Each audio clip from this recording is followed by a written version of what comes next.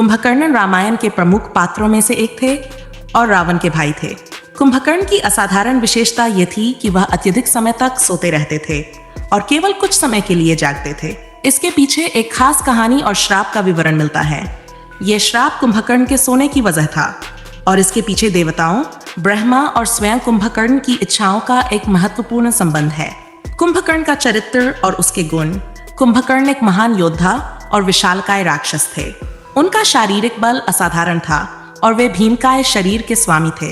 कुंभकर्ण अपने भाई रावण के साथ लंका में रहते थे और रामायण के प्रमुख पात्रों में से एक थे। रावण के साथ साथ उनका भी देवताओं से संबंध था और वे भी राक्षसों के समूह का हिस्सा थे, जो देवताओं के लिए एक बड़ी चुनौती माने जाते थे। कुंभकर्ण न केवल शारीरिक रूप से शक्तिशाली थे, बल्कि उन्हें बहुत विद्वान और तपस्वी भी माना जाता था। वे अत्यंत ज्ञानी और नीति में निपुण थे। उनकी युद्ध क्षमता इतनी प्रबल थी कि यदि वे नियमित रूप से जागृत रहते तो देवताओं के लिए एक बड़ी समस्या बन सकते थे। इसलिए उनके सोने की अवस्था देवताओं के लिए एक राहत की तरह थी। इंद्र का भय और देवताओं की चिंता। कुंभकर्ण का अधिक सोने का श्राप सीधे तौर पर देवताओं और विशेषकर इंद्र की चिंता से जुड़ा हुआ था। कुंभकर्ण और रावण दोनों भाइयों ने ब्रह्मा से विशेष वरदान प्राप्त करने के लिए तपस्या की थी।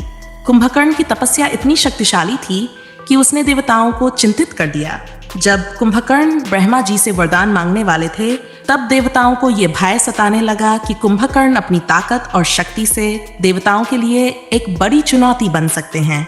इंद्र, जो देवताओं के राजा थे, विशेष रूप से कुंभकर्ण के बल और बुद्धि से भयभीत थे। वरदान का समय और श्राप की कहानी। कुंभकर्ण जब ब्रह्मा जी से वरदान मांगने के लिए प्रस्तुत हुए तो देवताओं ने उनकी ये इच्छा देखी और कुछ करने की ठानी। इंद्र ने सरस्वती जी से प्रार्थना की कि वे कुंभकर्ण की बुद्धि में भ्रम उत्पन्न कर दें, ताकि वह कुछ ऐसा वरदान मांगे जिससे उनका कोई बड़ा नुकसान न हो। जब कुंभकर्ण वरदान मांगने लगे तो सरस्वती ने उनकी जिह्वा पर बैठकर उनकी वाणी में विकार उत्पन्न कर दिया। इसके कारण कुंभकर्ण ने ब्रह्मा जी से निद्रा यानी सोने का वरदान मांग लिया।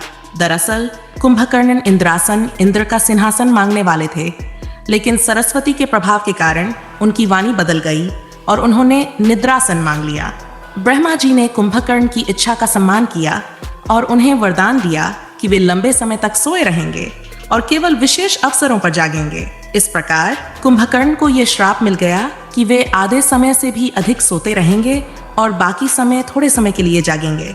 इस श्राप के कारण कुंभकर्ण के जीवन का बड़ा हिस्सा निद्रा में बीता था। रावण और कुंभकर्ण का संबंध। रावण, जो कि लंका का राजा था, अपने भाई कुंभकर्ण से अत्यंत प्रेम करता था। कुंभकर्ण भी अपने भाई रावण के प्रति बहुत निष्ठावान थे और उसकी हर प्रकार से मदद करते थे। कुंभकर्ण की शक्ति और उसके वीरता की जानकारी रावण को थी, इसलिए वह हमेशा चाहता था कि कुंभकर्ण युद्ध में उसका साथ दें। लेकिन कुंभकर्ण का श्राप रावण के लिए भी एक बड़ी समस्या था, क्योंकि जब भी रावण को उसकी सबसे ज्यादा जरूरत होती थी, कुंभकर्ण सो रहे होते थे।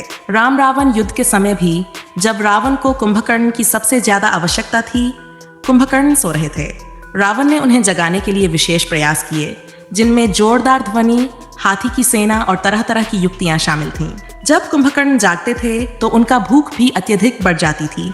जागने के बाद उन्हें इतनी अधिक भूख लगती थी कि वे कई जीवों को खा लेते थे।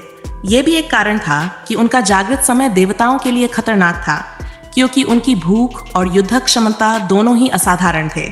कुंभकर्ण का नीति स्वभाव। कुंभकर्ण केवल एक बलशाली योद्धा ही नहीं थे, बल्कि वे एक नीतिज्ञ भी थे। जब रावण ने सीता का अपहरण किया था, तब कुंभकर्ण ने उसे समझाने की कोशिश की थी कि यह काम गलत है और इससे उसे भयंकर परिणाम भुगतने पड़ सकते हैं।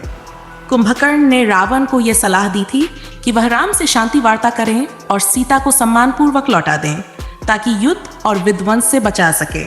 हालांकि रावण ने अपने भाई की इस नीतिहीन सलाह को अनसुना कर दिया और युद्ध का मार्ग अपनाया।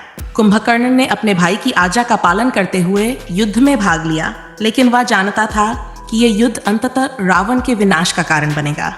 कुंभकर्ण का अंत। राम रावण युद्ध के दौरान कुंभकर्ण ने रावण का साथ दिया और वीरता से युद्ध किया।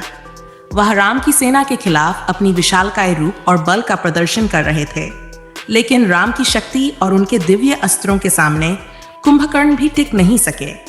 राम ने कुंभकर्ण का वध कर दिया और इस प्रकार कुंभकर्ण का जीवन समाप्त हो गया। निष्कर्ष, कुंभकर्ण का सोने का श्राप एक महत्वपूर्ण कहानी है जो रामायण में देवताओं और राक्षसों के बीच शक्ति के संतुलन को दर्शाता है। कुंभकर्ण की अद्वितीयता उनकी महान शक्ति और उनकी विद्वता में निहित थी, लेकिन उनका सोने का श्राप एक बाधा के रूप में था जो उन्हें पूरी तरह से अपनी क्षमता का प्रदर्शन करने से रोकता था। यह श्राप एक प्रतीक है कि भले ही किसी के पास अत्यधिक शक्ति हो, लेकिन यदि वह शक्ति नियंत्रित नहीं है या उसे सही दिशा में उपयोग नहीं किया जाता तो वह व्यर्थ हो जाती है। कुंभकर्ण का चरित्र हमें यह सिखाता है कि नीतिगत और विवेकपूर्ण मार्ग का अनुसरण ही सही शक्ति का उपयोग है।